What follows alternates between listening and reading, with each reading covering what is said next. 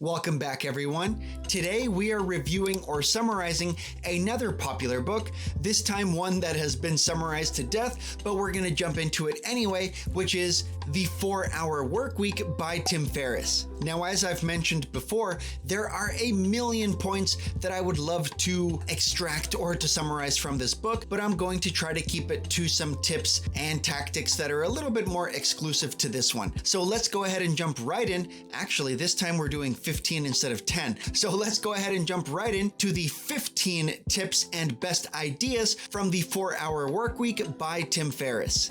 Now, the first great idea from this book is this. If you read and understand the top 3 books on any subject, you will know more about that topic than 80% of the interested market in that topic. Now, I know a lot of the old people and experienced people in whatever subject that might be are going to go against this, which I guess is natural. They don't want to become obsolete and they don't want to become outdated. But this actually is the case. So whether you're interested in marketing, email marketing, launch marketing, man, there are so many topics I can't even begin to think of it. Now, this is not necessarily meant to lead you into overreading or over consuming information as opposed to taking action. But the point is that there is at least some information gathering you should do. So whether that be coaching or consulting or agency work or ads or literally any topic on earth, the point is that if you read the top 3 to 5 books in that topic, you will actually know much more than most people. The next great idea from this book is this. Success can be measured by the number of uncomfortable conversations you're willing to have. Now, to be fair, this is probably the most quoted quote out of this book, but it actually is true. So the point is that whether you're looking to make sales or get customers or get clients or whatever it might be, the truth is that in all honesty, one way or another, success really can be determined by the amount of uncomfortable situations that you're willing to have. Now, keep in mind, this doesn't necessarily mean the amount of uncomfortable conversations that you have. This is more so focused on the amount that you are willing to have, which is actually a much lower proportion out of the total population. So anyway, just keep that in mind that you should be more than willing to have uncomfortable conversations and to pretty much get a better feel for your market, for your audience, for your prospects, and whatever it might be.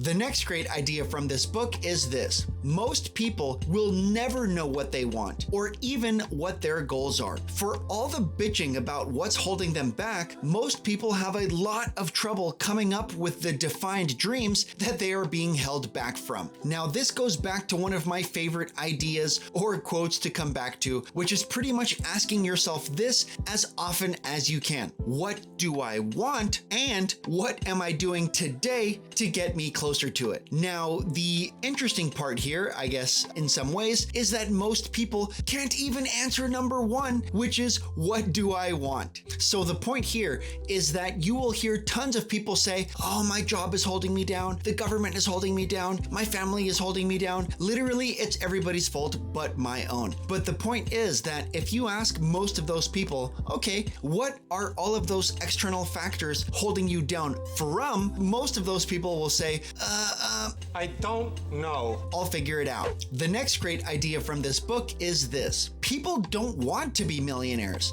They want to experience what they believe only millions can buy. In other words, most people's goals are misplaced. Now, this means that a lot of people, especially in the first world and especially in the US, for better or worse, tend to think that money will solve all of their problems. But when you ask those people, okay, let's say here's $1 billion, what are you going to do with it? They're going to say, well, I'll take a vacation, I'll help my family, I'll do X, Y, and Z. But after you ask them that and after you extrapolate that situation, you realize that they actually don't need anywhere near that amount of money to accomplish those goals. So if you're familiar with Tim Ferriss or the 4-Hour Workweek or digital nomadism or whatever you want to call it, then you probably already know that even making the same amount of income that you're making in the US, but if you move to Central America, South South America, Southeast Asia, or other parts of the world, that money can extend significantly further and can lead to a much higher quality of life. The next great idea from this book is this: even if you produce twice the results you had in the past, if you're working a quarter of the hours of your colleagues, there's a good chance you'll be fired. Even if you work 10 hours and produce twice the results of people working 40, the collective response will be, well, you should work 40 hours and produce 8 times as much. Now, this kind of goes back to the remote work argument, which is a whole nother conversation that I will talk about another time. But the point is that this really is true, that if you and your coworker next to you, let's say you are exactly the same. Okay, great. Let's say the following week you find a way to double your productivity, but they don't. You're going to get paid the same amount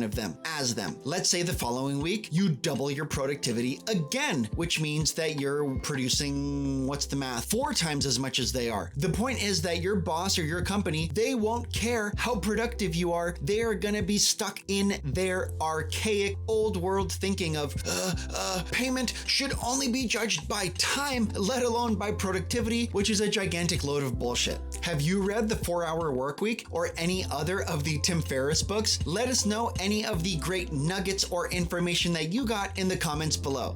The next great idea from this book is this: in seeking large rewards, most people overestimate the competition so they don't even try. It's lonely at the top. 99% of people are convinced they are incapable of great achievements, so they aim for mediocre. Thus, competition is paradoxically fiercest for realistic goals. Aim higher. Now, I couldn't agree with this point more, not to mention the fact that it's actually true. The point is that whether you're selling widgets or coaching or consulting or agency work or literally anything, is that most people psychologically don't think they are worthy or able to sell at the top tier, which means that most people naturally, probabilistically, and so forth are going to settle for the medium. So the point here is kind of just logical, that if most people, let's say 95% of people, are settling or are aiming for the mid-market, then that actually means that it's actually easier to go for the top of the market. So if you are selling your microphones for $100, let's say, which is the middle of the market because that's what you think it might be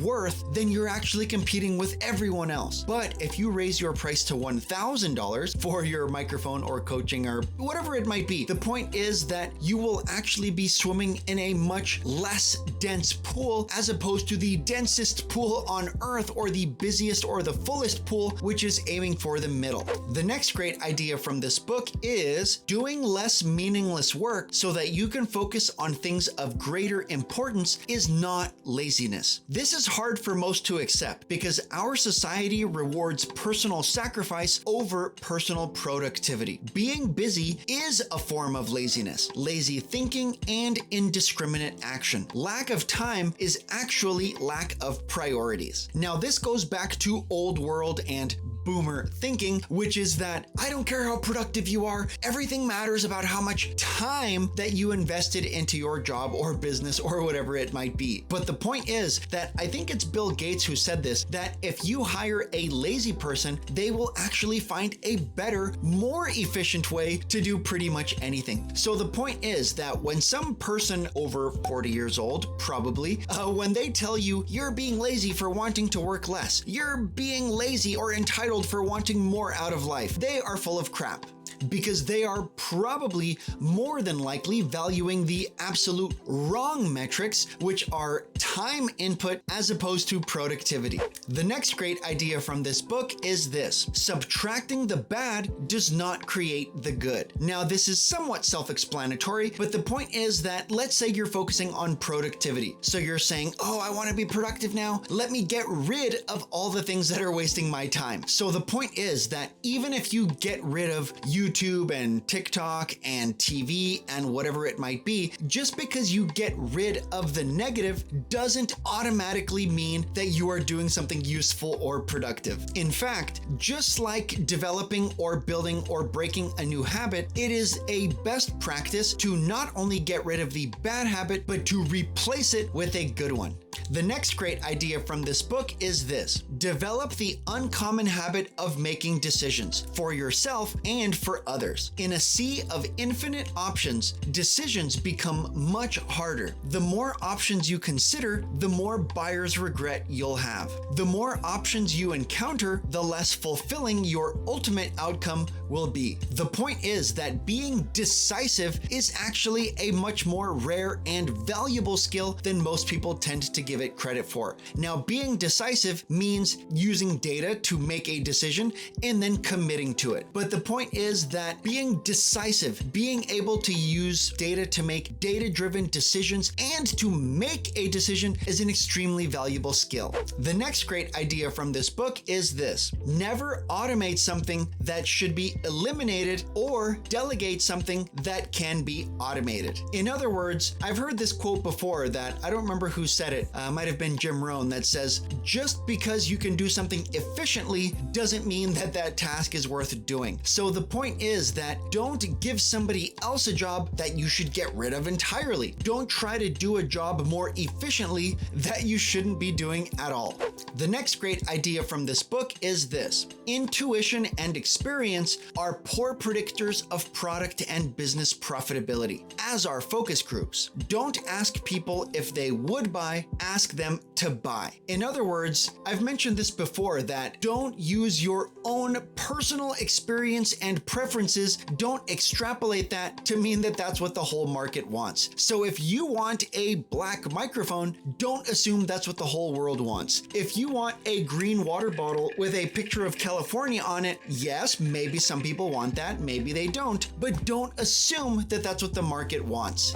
The next great idea from this book is this: if you can free your time and location, your money is automatically worth 3 to 10 times as much. The value of money is multiplied by the number of W's you control: what you do, when, where, and with who. Now, I know that the digital nomad idea and the arbitrage ideas are not necessarily new, but they do still apply, which means that we've already touched on this earlier, but if you're making $2,000 in the US, or let's say $3,000 in the US, that exact same amount of money will go significantly farther if you relocate to another place where it goes farther. Now, this might be easier said than done if you have a family or a house to tie you down or something like that, but assuming that you don't have that, or that you're willing to untie yourself from some of those liabilities, then that gives you much more control over your life, which generally leads to more happiness.